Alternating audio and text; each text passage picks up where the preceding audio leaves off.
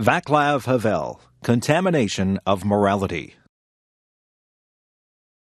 My dear fellow citizens, for 40 years you heard from my predecessors on this day different variations of the same theme. How our country flourished, how many million tons of steel we produced, how happy we all were, how we trusted our government, and what bright perspectives were unfolding in front of us. I assume you did not propose me for this office so that I, too, would lie to you. Our country is not flourishing. The enormous creative and spiritual potential of our nation is not being used sensibly. Entire branches of industry are producing goods which are of no interest to anyone, while we are lacking the things we need. A state which calls itself a worker state humiliates and exploits workers. Our obsolete economy is wasting the little energy we have available. A country that once could be proud of the educational level of its citizens spends so little on education that it ranks today as 72nd in the world. We have polluted our soil, our rivers and forests, bequeathed to us by our ancestors, and we have today the most contaminated environment in Europe.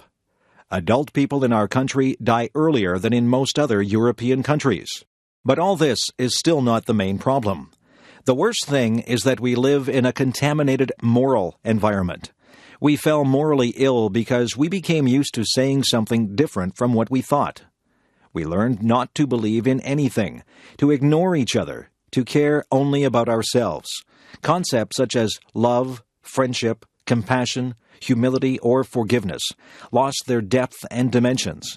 And for many of us, they represented only psychological peculiarities, or they resembled some gone-astray greetings from ancient times, a little ridiculous in the era of computers and spaceships.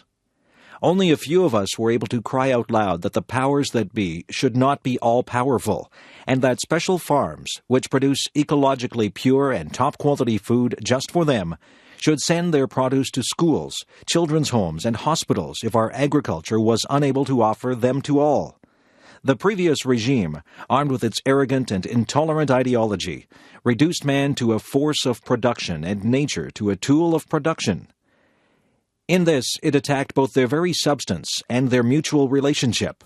It reduced gifted and autonomous people, skillfully working in their own country, to nuts and bolts of some monstrously huge, noisy, and stinking machine, whose real meaning is not clear to anyone. It cannot do more than slowly but inexorably wear down itself and all its nuts and bolts. When I talk about contaminated moral atmosphere, I am not talking just about the gentlemen who eat organic vegetables and do not look out of the plane windows. I am talking about all of us.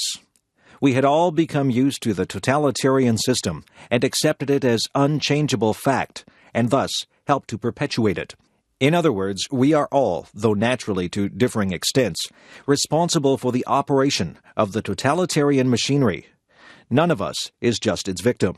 We are also all its co-creators.